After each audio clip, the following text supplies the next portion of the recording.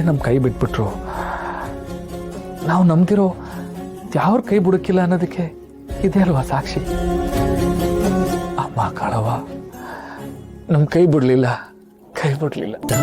ಮಾವ, ನಿನಗೆ ಗೊತ್ತಿಲ್ದಿರೋ ಜೀವನದ ಸತ್ಯ ಏನಿದೆ ಹೇಳು?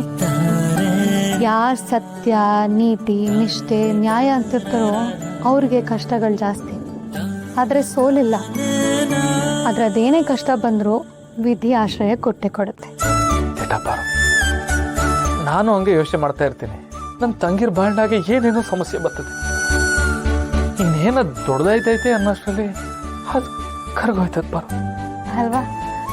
ನನಗೂ ಹಂಗೆ ಅನ್ಸುತ್ತೆ. ಪಾರು, ಇದೆಲ್ಲ ಒಳ್ಳೇದಕ್ಕಾಯ್ತಾಯ್ತು ಅಥವಾ ಇದ್ರಾಗ ಬ್ಯಾರೇನೋ ಆಯ್ತೋ ನಂಗೆ ಮುಂದೆ ಗೊತ್ತಾಯ್ತಿಲ್ಲ ಪಾರು. ನಮ್ಮವ, ನಾವು ಯಾವಾಗಲೂ ಇನ್ನೊಬ್ರಿಗೆ ಒಳ್ಳೇದೇ ಬಯಸ್ಬೇಕು. ಈಗ ನೀನು ಯಾವಾಗಲೂ ಇನ್ನೊಬ್ರಿಗೆ ಒಳ್ಳೇದು ಬಯಸ್ತೀಯಲ್ಲ, ಹಾಗೆ ನನಗೆ ನಮ್ಮ ಕುಟುಂಬಕ್ಕೆ ಒಳ್ಳೇದಾಗಬೇಕು ಅಂತ ಬಯಸೋದ್ರಲ್ಲಿ ಯಾವ ತಪ್ಪು ಇಲ್ಲ. ಈಗ ನೋಡು, ನಮ್ಮ ಜೀವನದಲ್ಲಿ ಪಾಸಿಟಿವ್ ಆಗಿದ್ದಷ್ಟು ಸುತ್ತಮುತ್ತ ಎಲ್ಲ ಒಳ್ಳೆ ವಿಚಾರಗಳೇ ನಡೀತಿರುತ್ತೆ. ಅದೇ ಇವಾಗ ನೋಡು, ಕೆಟ್ಟದಾಗಿ ಹೋಗ್ಬಿಡುತ್ತೆ. ಅಯ್ಯೋ, ಏನೋ ದೊಡ್ಡ ತೊಂದರೆ ಕಾದಿದೆ ಅಂತೆಲ್ಲ ಅಂದ್ಕೊಂಡ್ರೆ ಅದು ಕೆಟ್ಟದೇ ಆಗುತ್ತೋ. ಇದಕ್ಕೆ ಲಾ ಆಫ್ ಅಟ್ರಾಕ್ಷನ್ ಅಂತ ಹೇಳ್ತಾರೆ. ಅಂದರೆ ಈಗ ನಾವೇನು ಅಂದ್ಕೊಳ್ತೀವೋ ಅದೇ ಆಗೋಗ್ಬಿಡುತ್ತೆ. ಅದಕ್ಕೆ ಅನ್ಕೊಳ್ತೀವಿ, ಒಳ್ಳೇದ್ಯಾಕೆ ಅನ್ಕೋಬಾರ್ದು? ಮಾವ, ನಿನ್ನ ತಂಗಿರ್ಗೆ ನಮ್ಮ ಮನೆ ಹೆಣ್ಮಕ್ಳಿಗೆ ಏನೂ ಆಗಲ್ಲ, ಹಾಗಂತ ಸಮಸ್ಯೆನೇ ಬರಲ್ಲ ಅಂತ ನಾನು ಹೇಳ್ತಿಲ್ಲ. ಈ ಜಗತ್ತಲ್ಲಿ ಹುಟ್ಟೋ ಪ್ರತಿಯೊಬ್ಬ ವ್ಯಕ್ತಿಗೂ ಸಮಸ್ಯೆಗಳು ಬಂದೇ ಬರುತ್ತೆ. ಅದರಿಂದ ಯಾರೂ ತಪ್ಪಿಸ್ಕೊಳ್ಳೋದಕ್ಕಾಗಲ್ಲ. ದೇವರಿಗೆ ಎಷ್ಟೆಲ್ಲ ಕಷ್ಟ ಇತ್ತು ಅಂತ ನಾವು ಪುರಾಣದ ಪುಣ್ಯಕಥೆಗಳಲ್ಲೆಲ್ಲ ಓದಿಲ್ವಾ? ಹಂಗಿದ್ಮೇಲೆ ನಾವೆಲ್ಲ ಯಾವ ಲೆಕ್ಕ ಮಾವ? ಹಂಗಂತ ಸಮಸ್ಯೆ ಇದ್ರು ಅದನ್ನ ನೋಡ್ಕೊಂಡು ಸುಮ್ಕಿರ್ಬೇಕಾ ಬಾರು? ಬರೋ ಸಮಸ್ಯೆನ ಧೈರ್ಯದಿಂದ ಎದುರಿಸ್ಬೇಕು. ಇನ್ನು ಯೋಚನೆ ಮಾಡ್ಬೇಡ ಮಾವ.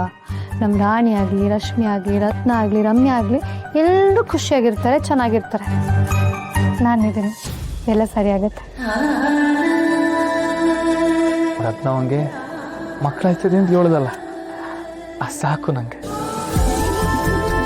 ರತ್ನಂಗೆ ಮಗು ಅಂದಾಗ ನೆನಪಾಯ್ತು, ನಾನು ಕೇಳು ಬಾರು.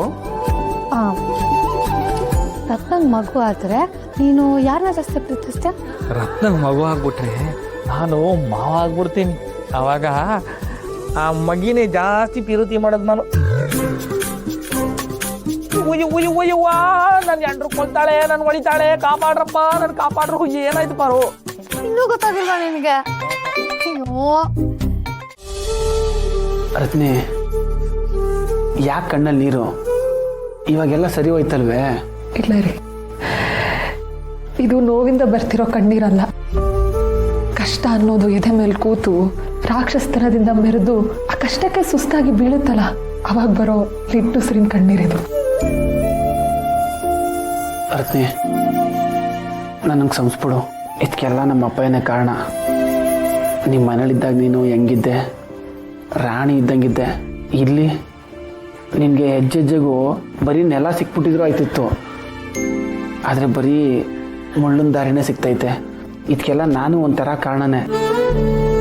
ನಾನು ನಿನ್ನ ಮದುವೆನೇ ಆಗಬಾರ್ದಿತ್ತು. ನನ್ನ ಬದಲು ನೀನು ಬೇರೆ ಹುಡುಗನ ಮದುವೆ ಆಗಿದ್ರೆ ಇಷ್ಟೊತ್ತಿಗೆ ಸಂದಾಗಿ ಖುಷಿಯಾಗಿರ್ತಿದ್ದೆ. ರೀ, ಹಾಗೆಲ್ಲ ಮಾತಾಡಬೇಡಿ ನೀವು. ನಿಮ್ಮ ಜಾಗದಲ್ಲಿ ಇವತ್ತು ಬೇರೆ ಯಾರೇ ಇದ್ದಿದ್ರು ಈ ವಂಶಕ್ಕೆ ಸಂತಾನನೇ ಮುಖ್ಯ ಅಂತ ಹೇಳ್ತಿದ್ರು. ವಂಶ ಮುಂದುವರಿಸ್ಬೇಕು ಅಂತ ಬಂದಿರೋ ಸೊಸೆಗೆ ಮಕ್ಕಳೇ ಆಗಲ್ಲ, ವಂಶ ನಿರ್ವಂಶ ಆಗುತ್ತೆ ಅಂತ ಲೆಕ್ಕ ಹಾಕಿ ನನ್ನ ಮನೆಗೆ ಕಳಿಸಿ ನಿಮಗೆ ಬೇರೆ ಮದುವೆನೇ ಮಾಡಿಸಿರೋರು. ಆದರೆ ನೀವು ಹಾಗೆ ಮಾಡಿಲ್ಲ. ಮಗುಗಿಂತ ಹೆಂಡತಿ ಮುಖ್ಯ ಅಂದ್ರಿ. ಇರೋ ಒಂದು ಮನಸ್ಸನ್ನ ಅದೆಷ್ಟು ಸಲ ಗೆಲ್ತೀರ ರೀ? ನಿಮಗೆ ನಾನು ಕೈ ಎತ್ತಿ ಮುಗಿಬೇಕು, ಇಲ್ಲ ನಿಮ್ಮ ಕಾಲು ಹಿಡ್ಕೋಬೇಕು. ಅದು ಬಿಟ್ಟು ನಂಗೆ ಏನು ಮಾಡಬೇಕು ಅಂತಾನೆ ಗೊತ್ತಾಗ್ತಿಲ್ಲ. ರತ್ನಿ, ಹೇ ರತ್ನಿ, ನಾನು ಇದಕ್ಕೆ ಕಾಯ್ತಿದ್ದೆ. ನಿನ್ನ ನಾನು ಅನ್ಕೊಂಡಂಗೆ ಅನುಭವಿಸಾಯ್ತು. ಇನ್ಯಾಕೆ ನನ್ನ ಆಟ ಶುರು? 100 ಜನ್ಮದ ಪುಣ್ಯ. ಈ ಜನ್ಮದಲ್ಲಿ ಆ ಭಗವಂತ ನಿಮ್ಮ ರೂಪದಲ್ಲಿ ನನಗೆ ಕೊಟ್ಟಿದ್ದಾನೆ ಅಷ್ಟೆ. ರತ್ನಿ, ಏನು ಹೇಳ್ತಿದ್ಯಾ? ಹೇಳ್ಬೇಕು ಅಂದರೆ ನಾನು ಪುಣ್ಯ ಮಾಡಿವನಿ. ಬರೀ 100 ಜನ್ಮ ಅಲ್ಲ, 1000 ಜನ್ಮ ಎತ್ತಿದ್ರು ನಿನ್ನಂತ ಎಂತಿ ಸಿಕ್ತಿದ್ಲೋ ಏನೋ ನಂಗಂತೂ ಗೊತ್ತಿಲ್ಲ. ಸರಿ, ಅದನ್ನೆಲ್ಲ ಬಿಡು. ಇವಾಗೆಲ್ಲ ಸರಿ ಆಯ್ತಲ್ಲ, ನೀನೇನು ಯೋಚನೆ ಮಾಡಬೇಡ. ಅದೇನಾನ ಆಗಲಿ, ನಿನ್ನ ಜೊತೆಗೆ ನಾನು ಇವನೇ, ಆಯ್ತಾ? ಆಯ್ತು. ರತ್ನೆ, ಆಯಿತು ಅಂತ ಹೇಳ್ತೀಯ, ಹೊಸಿ ನಗ್ಬೇಡ್ದ? ನಗು ಹಬ್ಬ. ಕೊನೆಗೂ ನನ್ನ ಹೆಂಡತಿ ನಕ್ಬಿಟ್ಲು. ಇವಾಗ ಮನ್ಸಿಗೆ ಸಮಾಧಾನ. ಇದೇ ಖುಷಿನಾಗೆ ನಿಂತರನೇ ಇರೋಳನ್ನ ಕರ್ಕೊಬಂದೀವನಿ, ನೋಡ್ತೀಯಾ? ಏನು ನಂತರ ಇರೋಳ? ನಿನ್ನ ಕಣ್ಣು ಮುಚ್ಕೋ, ನಾನು ಕರ್ಕೊಬರ್ತೀನಿ. ಮುಚ್ಚು.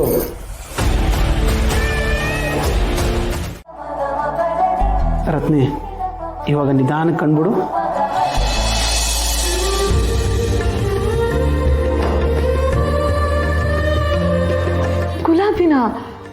ಗುಲಾಬಿನೇ.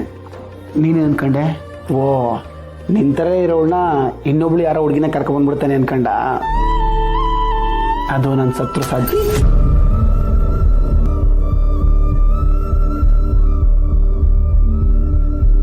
ಅದೆಲ್ಲ ಆಗಕ್ಕಿಲ್ಲ.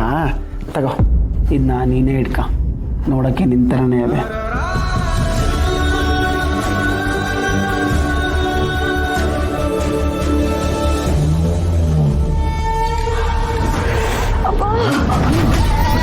ಏನಾಗುತ್ತೆ?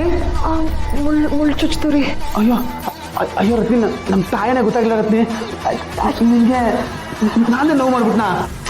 ರೀ ಬಿಡಿ, ನೀವೇನು ಬೇಕು ಅಂತ ಮಾಡಿದ್ರಾ? ಅಯ್ಯೋ